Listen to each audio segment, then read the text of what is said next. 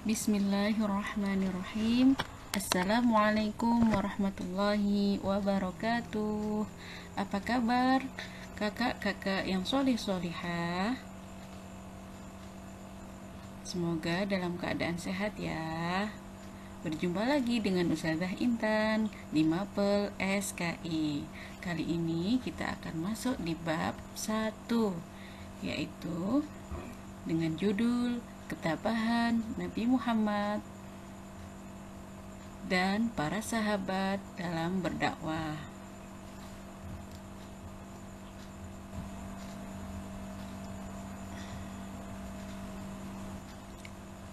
Pada masa awal dakwah Nabi Muhammad dan para sahabatnya, awal mula dakwah secara sembunyi-sembunyi.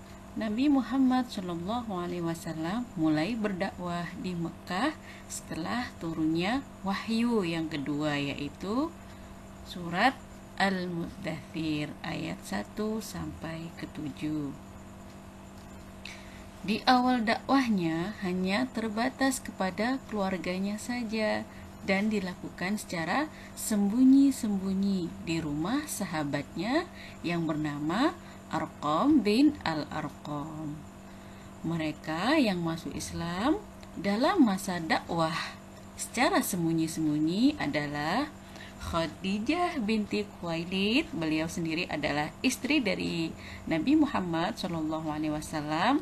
Ada Ali bin Abi Thalib, ada Abu Bakar, ada Utsman bin Affan, Zubair bin Awam, Abdurrahman bin Auf, Sa'ad bin Abi Waqqas, ada Talhah bin Ubaidillah, Abu Ubaidillah bin Zarah, Arqam bin Abil Arqam, Ummu Aiman, dan Zaid bin Harithah.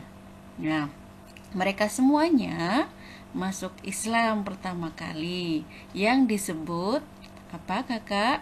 As-sabiqunal awwalun, orang yang pertama-tama dan pertama kali masuk Islam ya. Banyak kalangan kerabat, keluarga, sahabat ya, masih terbatas. Nah, selanjutnya setelah dakwah secara sembunyi-sembunyi selama 3 tahun ya, Rasulullah Nabi Muhammad Shallallahu Alaihi Wasallam mendapat perintah berdakwah secara terang-terangan melalui turunnya wahyu surat Al-Hijr ayat 94 ya. Fasda' bima tu'maru wa a'rid 'anil musyrikin. Itu perintah Allah melalui wahyu yang turun. Maka sampaikanlah olehmu secara terang-terangan segala apa yang diperintahkan kepadamu dan berpalinglah dari orang-orang yang musyrik. Ketabahan atas ancaman paman Nabi Muhammad SAW. Pernah suatu hari ketika Nabi Muhammad sedang sholat Kak, datanglah Abu Lahab meletakkan kotoran di atas punggung beliau. Abu Lahab terkenal sebagai orang yang paling gigih menentang dakwah Nabi. Beliau adalah paman Nabi sendiri ya Kak ya, dari kerabat dekat. Ya, demikian juga istrinya. Ia sering meletakkan duri-duri di sepanjang jalan yang dilalui Nabi Muhammad. Hal itu dilakukan agar Nabi Muhammad SAW merasa kesakitan kakinya apabila melewati jalan tersebut di waktu fajar untuk sholat ke masjid. Jadi kisahnya, istrinya Abu Lahab ini, Ummu Jamil, sangat-sangat benci kepada Nabi Muhammad. Beliau sangat benci, ingin membunuh, bahkan ingin mencelakai Nabi. Ya, istrinya Abu Lahab ini, yang Ummu Jamil ini, menaruh duri-duri Kak dari di depan pintu rumah Rasulullah sampai menuju ke masjid. Ditebarkanlah duri-duri supaya apa? Kaki Rasulullah celaka ya, luka dan mengeluarkan darah ya. Begitu jahatnya ya Kak, sehingga diabadikan dalam surat Al-Lahab. Ayo, siapa yang belum hafal? Ustazah yakin kalian pasti hafal semua. Oke, yuk kita baca bersama-sama. Bismillahirrahmanirrahim. Tabbat yada abi lahabi wa tab. Ma aghna anhu maluhu wa ma kasab. Sayasla naran dhata lahab. Wa imra'atuhu hammalatal hatab. Fi jidha hablum mim masad, yang artinya binasalah kedua tangan Abu Lahab dan benar-benar binasa dia. Tidaklah berguna baginya harta dan apa yang dia usahakan. Kelak dia akan masuk ke dalam api neraka yang bergejolak. Dan begitu pula istrinya sebagai pembawa kayu bakar yang menyebar fitnah. Di lehernya ada tali dari sabut yang dipintal. Nah, ini ancaman ya bagi Allah ya kepada Abu Lahab sehingga diabadikan. Naudzubillah ya Kak ya. Disiksa oleh Allah ya berupa diturunkannya wahyu dikisahkan dalam surah Al-Lahab ya. Ya mudah-mudahan kita terhindar dari sifatnya Abu Lahab yang sangat jahat kepada Nabi. Baik, selanjutnya. Nah, ketabahan atas pemboikotan yang dilakukan Bani Hashim. Kaum kafir Quraisy melakukan pemboikotan terhadap Bani Hashim karena menganggap Bani Hashim selama ini membela dan melindungi Nabi Muhammad Shallallahu Alaihi Wasallam. Nah, itu ada gambar pemboikotan ya Kak ya. Nah, apa sih isi pemboikotan itu? Nah, yang pertama adalah tidak boleh melakukan jual beli dengan Bani Hashim, Bani Abdul Muthalib, dan umat Islam. Dilarang mengadakan perdamaian dengan keluarga Bani Hashim, Bani Abdul Muthalib, dan umat Islam. Kecuali jika Muhammad menyerahkan diri kepada mereka. Yang ketiga, tidak boleh mengadakan pernikahan dengan keluarga Bani Hashim, Bani Abdul Muthalib, dan umat Islam. Yang keempat, dilarang berbicara dan menyenguk orang sakit dari keluarga Bani Hashim, Bani Abdul Muthalib, dan umat Islam. Yang kelima, tempat tinggal umat Islam diasingkan di bagian utara kota Mekah dan dijaga ketat oleh kaum kafir Quraisy sehingga tidak dapat berhubungan dengan masyarakat Mekah. Oke. Ketabahan sahabat dalam berdakwah ya. Ada ketabahan Khadijah binti Khuwailid ya. Beliau sendiri adalah istri Nabi Muhammad yang selalu mendukung dakwah beliau. Khadijah banyak menghadapi ancaman dan cacian dari kaum kafir Quraisy. Mereka menyuruh Khadijah agar mau membujuk Nabi Muhammad menghentikan dakwahnya. Namun bujukan itu ditolaknya. Yang kedua yaitu ketabahan Abu Bakar. Abu Bakar adalah salah satu sahabat yang termasuk Khulafaur Rasyidin ya. Pernah pada suatu hari Abu Bakar meminta izin kepada Rasulullah untuk menyeru kepada kaum kafir Quraisy supaya apa? Mereka insaf dan mengikuti suruhan Allah dan utusannya yaitu Nabi Muhammad sendiri. Tetapi apa tanggapan kaum kafir Quraisy? Mereka malah memukuli Abu Bakar sehingga jatuh karena tidak kuat menahan pukulan-pukulan mereka. Ketika mencoba melarikan diri, dengan segera ia ditangkap oleh Utbah bin Rabi'ah dan dipukuli lagi. Akhirnya Abu Bakar ditolong oleh orang-orang dari keturunan keluarga Taimi yang kebetulan lewat dan dibawa ke rumah ayahnya yaitu Abu Quhafah.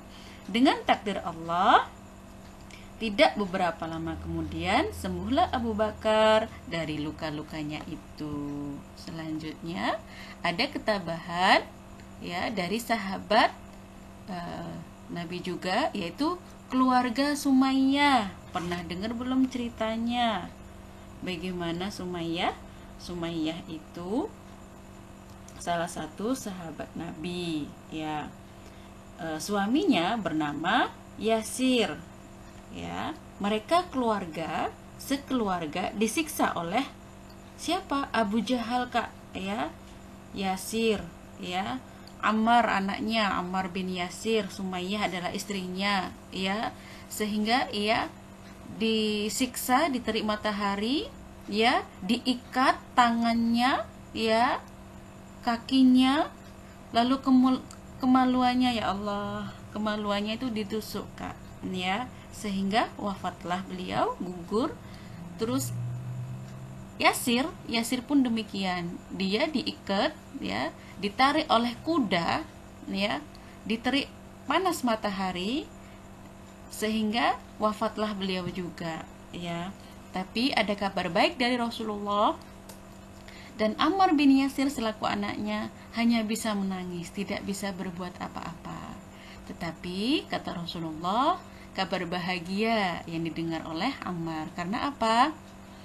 Ayah maupun ibundanya walaupun telah wafat ditempatkan di surga oleh Allah. Masya Allah ya, itu ketabahannya, dijamin surga ya.